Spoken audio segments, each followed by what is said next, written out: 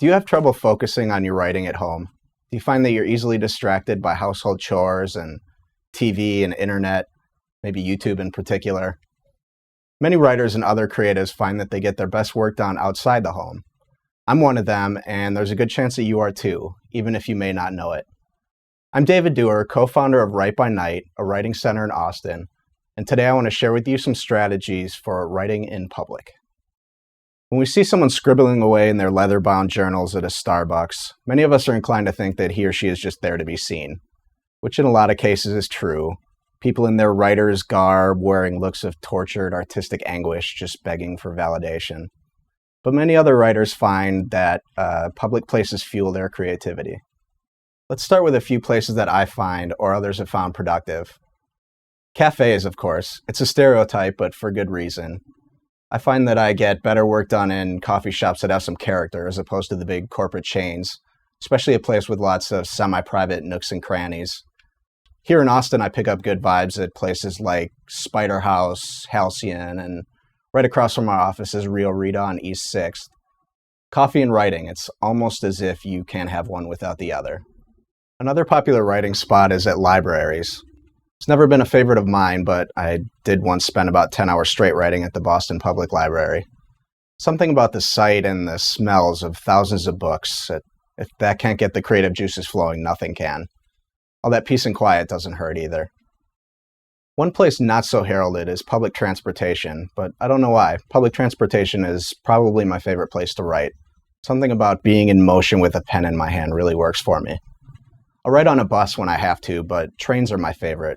The smoother motion, the higher speeds, it really seems to lend itself to writing for me. If you have trouble with motion sickness, obviously you don't want to try this, or at the very least bring along a plastic baggie. But if you've never written on public transportation, I urge you to give it a shot. You've got nothing to lose but your lunch. A Boston friend of mine, when he would have a story due in our writing workshop the next day, he would enter the subway system in the morning and not come out until he had a story written. He'd smell like stale air the rest of the week, but it never failed to work for him.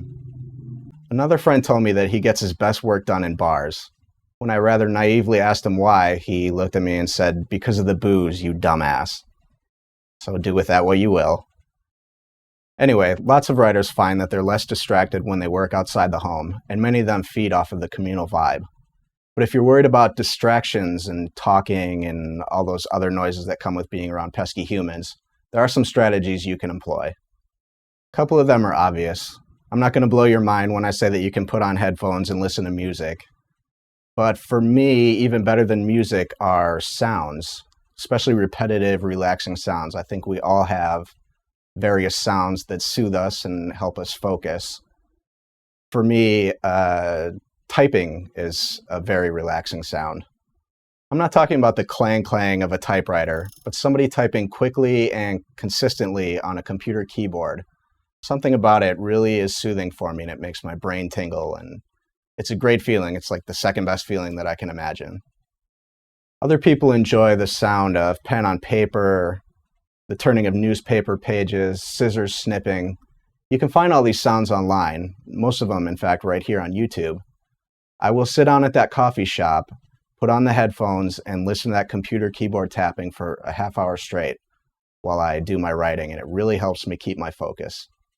But sometimes the noisy distractions and talking at these public places can help you as a writer, especially for you fiction writers and journalists.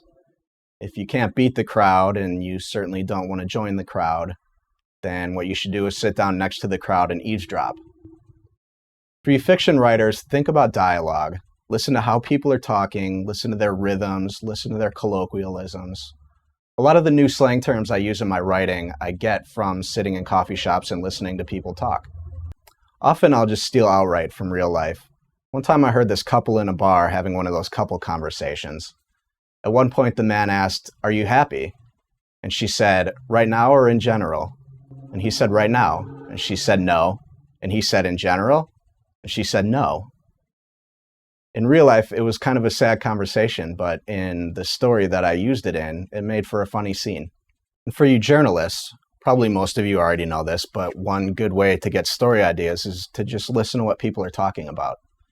Every now and then you'll come across a topic that is underreported in the media, but that lots of people are talking about. And if there's one thing that almost all newspapers and magazines like, it's an undercovered topic that's making a lot of noise on the streets. So, listen to what people are talking about and listen to how they're talking about it. So remember, writing in public doesn't automatically make you a pretentious poser. Some people, especially those easily distracted at home, find that they get their best work done in public places. So find a good spot, employ some of these strategies we've talked about, and get it done. And don't drink so much coffee that you're constantly breaking your rhythm by getting up to pee. In future videos, I'll be laying down some strategies for improving your vocabulary, turning off your internal critic, and finding the right places to get feedback for your work. Thanks for watching. Visit my website at writebynight.net. Give this video a thumbs up if you liked it, and don't forget to subscribe to the channel.